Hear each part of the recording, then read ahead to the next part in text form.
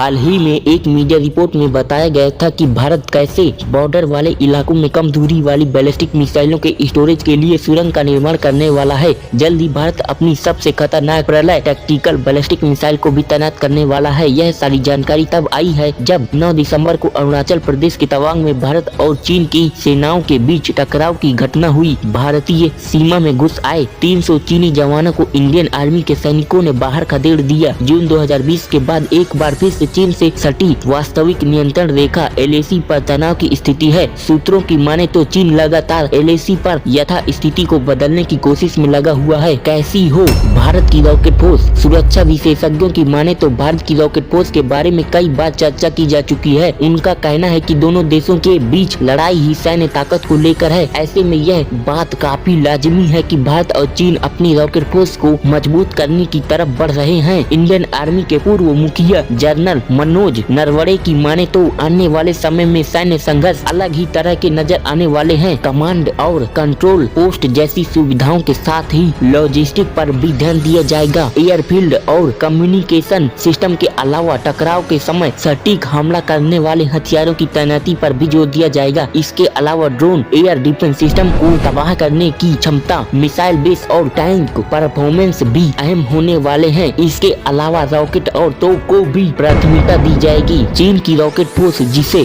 PLA rocket force के तौर पर भी जाना जाता है, उस पर चीनी सेना के परमाणु और पारंपरिक हथियारों की जिम्मेदारी है। चीन की इस फोर्स के पास इस समय 320 परमाणु हथियार हैं। वहीं 2300 से 2400 बैलिस्टिक मिसाइलें भी चीन की ताकत को बयां करने के लिए काफी हैं। PLA की रॉकेट फोर्स के बेड़े में करीब 90 इंटरकॉन्टिनेंटल बैलिस्टिक मिसाइलें भी शामिल हैं। इस बल में तैनात सैनिकों की संख्या करीब 1.5 लाख है। चीन की रॉकेट फोर्स हैदान जिले में किंगहाई में है। हाल ही में PLA ने 2 नई तरह की मिसाइलों का परीक्षण किया है। उत्तर पश्चिम चीन में इन मिसाइलों की ताकत को परखा गया। ये मिसाइलें सैकड़ों किलोमीटर स्थित दुश्मन को भी सेकेंडों में तबाह कर सकती है।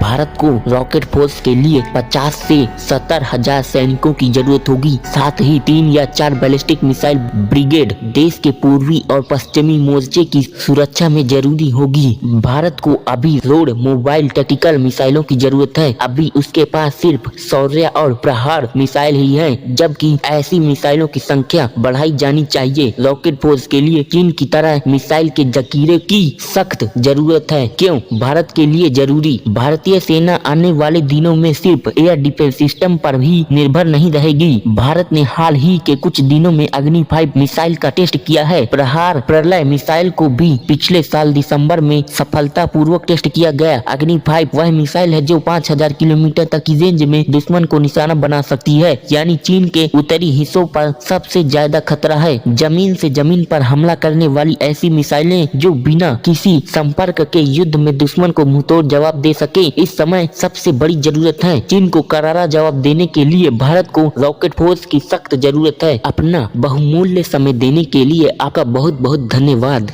जय हिंद, जय भारत।